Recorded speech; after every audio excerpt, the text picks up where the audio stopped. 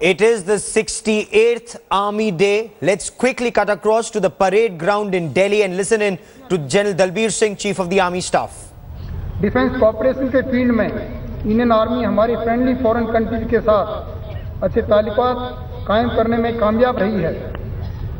हमारे professional training institute मित्र देशों से आए ऑफिसर्स और जवानों को ट्रेन कर रहे हैं। इंडियन मिलिट्री ट्रेनिंग टीम इस समय 10 देशों में डिप्लॉयड है। ज्वाइंट ट्रेनिंग एक्सरसाइजेज और विश्व के प्रमुख सेनाओं के साथ आर्मी टू आर्मी एक्सचेंजेज को भी फॉर्मलाइज किया गया है और इनका आयोजन नियमित रूप से किया जा रहा है। यह सब एक अच्छी प्रोफेशनल आर्मी की काबिलियत को दर्शाता है, जो देश के हित में हर समय हर टास्क पूरा करने के लिए पूरी तरह सक्षम है। इस अलग अलग तरीके के चैलेंजेस और कमिटमेंट को पूरा करने के लिए हमें अपने वेपन्स और इक्विपमेंट को मॉडर्नाइज करने की जरूरत है। आपको जानकर खुशी होगी कि पिछले एक साल में सरकार ने कई बड़े हथियार और इक्विपमेंट के प्रोजेक्ट्स को मंजूरी दे दी है। जिन प्रोजेक्ट्स को हमने प्रायोरिटी दी है उनमें आर्टिलरी गन्स, मैकेनाइज्ड फोर्सेज का अपग्रेडेशन, आर्मी एविएशन की कैपेबिलिटी में सुधार तथा इन्फेंट्री सोल्जर को बेहतर हथियारबंद करना शामिल है। आकाश वेपन सिस्टम का आर्मी एयर डिफेंस में इंडक्शन शुरू हो गया है। भारत में बनाए एडवांस लाइट हेलीकॉप्टर रुद्रा का इंडक्शन भी शुरू हो चुका है। 3rd generation anti tank missile system, close quarter battle carbine, body armour, infantry के लिए इंडिविजुअल इक्विपमेंट और स्मॉल आर्म्स के लिए नाइट साइट प्रोक्योरमेंट के अलग अलग स्टेजेस में हैं।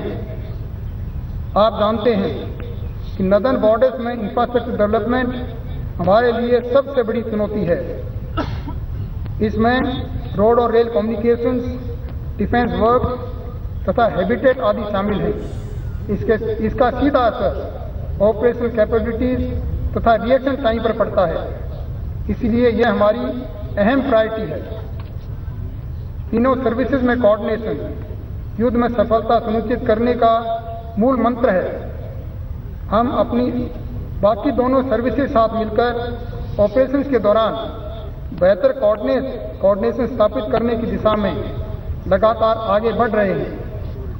मौजूदा हालात को ध्यान में रखते हुए हमारे आइलैंड की सुरक्षा काफ़ी महत्वपूर्ण है। इस दिशा में अच्छे परिणाम हासिल करने के लिए हमारा नेवी और एयरफोर्स के साथ अच्छा तालमेल और सहयोग है।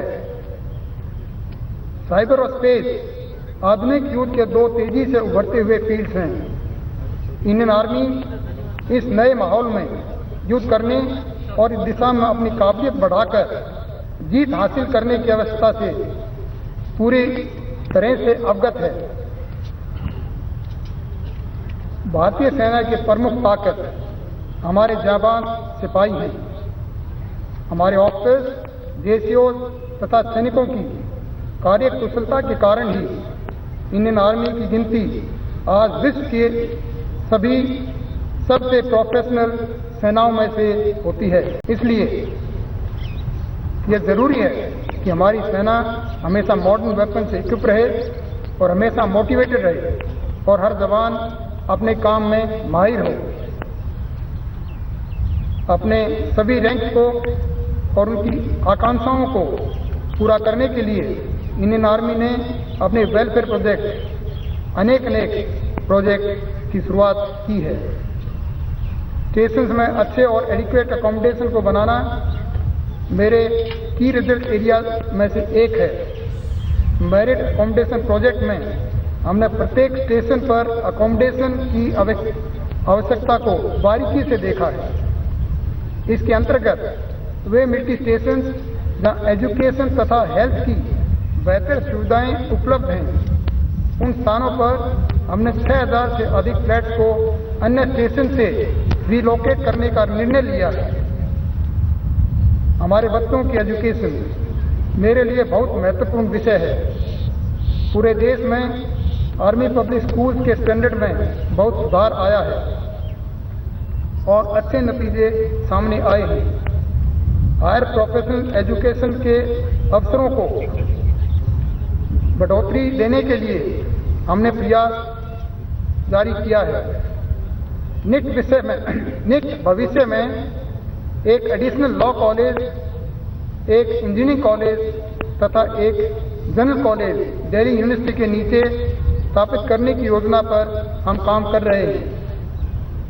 आज के इस ऐतिहासिक दिन पर हम अपने वेटरन्स के योगदान तथा वीर नारी के बलिदान को भी नमन करते हैं। उन्हें हम सब की तरफ से सर्वाधिक सम्मान और सुरक्षा मिलनी चाहिए। इसलिए मुझे इस बात की घोषणा करते हुए खुशी हो रही है कि हमने एजी ब्रांच के नीचे एक नया वेटरन्स डायरेक्टरेट स्थापित किया है, जिसका मैंने कल उद्घाटन किया है। इससे हमारे वेटरन्स तथा वीर नारी की समस्याओं का तेजी से समाधान हो सकेगा। आज हम जल्दी ही बेस हॉस्पिटल दिल्ली कैंट में एक वेटरन्स विंग भी स्थापित करने वाले हैं, जो विशेष तौर पर हमारे वेटरन्स के ट्रीटमेंट के लिए होगा। हमारी इसी तरह के वेटरन्स विंग सभी कमांड्स में इस्टेब्लिश किए जाएंगे। आने वाले समय में हम प्रत्येक कमांड में एक इंडिपेंडेंट वेटरन्स हॉस्पिटल स्थापित करने की कोशिश में हैं, जिससे हमारे वेटरन्स को बेहतर मेडिकल फैसिलिटीज प्रदान की जा सकें। सैनिकों को ट्रीटमेंट में इससे काफ़ी फायदा होगा। हमारे सैनिकों को रिटायरमेंट के बाद रीएम्प्लॉयमेंट उपलब्ध कराने की दिशा में हमारे प्रयास जारी हैं। इस बहुमूल्य और वेल ट्रेन ह्यूमन रिसोर्स का देश की सेवा में सही इस्तेमाल किया जाना बहुत ज़रूरी है। हम मिनिस्ट्री ऑफ स्किल डेवलपमेंट के लगातार संपर्क में हैं और इस कोशिश में हैं कि हमारे रिटायर होने वाले सैनिकों को दी जाने वाली रीसेटलमेंट ट्रेनिंग का उनको डिप्लोमा या सर्टिफिकेट मिले, जिसका उन्हें रीसेटलमेंट में फ़ायदा हो। मैं इस अवसर पर अपने स्पोर्ट्समैन और उनके कोचेज को देश और आर्मी का नाम ऊंचा करने के लिए धन्यवाद देता हूं। हमारी इंडियन आर्मी को इस साल राष्ट्रीय खेल प्रोत्साहन पुरस्कार से सम्मानित किया है। मैं अर्जुन अवार्ड प्राप्त करने वाले अपने तीनों सैनिकों नायब सरदार जीतू राय, नायब सरदार संदीप कुमार तथा नायब सरदार स्वर्ण सिंह को बधाई देता हूं। और मैं ये बताना चाहता हूं कि हमारे कुल 5 स्पोर्ट्स पर्सन, शूटिंग में 3 तथा एथलेटिक्स और मैराथन में 1-1 इस वर्ष होने वाले रियो ओलंपिक्स में चुने गए हैं। मुझे पूरा विश्वास है कि राष्ट्र का नाम और ऊंचा करेंगे। मेरी शुभकामनाएं उनके साथ हैं। मैं आज के इस शुभ अवसर पर आर्मी डे के उपलक्ष्य में आयोजित होने वाले अनेक इवेंट्स की तैयारी में भाग लेने वाले हमारे सभी रैंक तथा बच्चों को धन्यवाद देता हूं।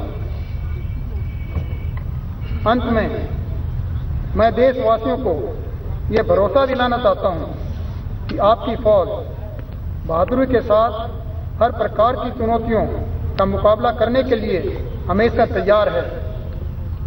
मैं सभी सैनिकों को और उनसे उम्मीद करता हूं कि वो एक बार फिर अपने आप को देश की सेवा में समर्पित करें, जिसकी सुरक्षा और अखंडता हमारा कर्तव्य और धर्म है। जय Hind.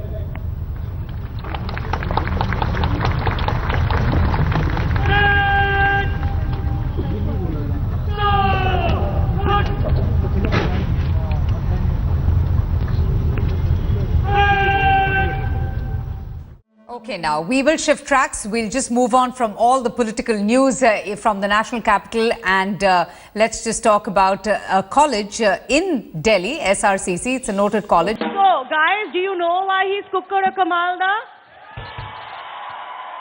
Because he's a Delhi boy.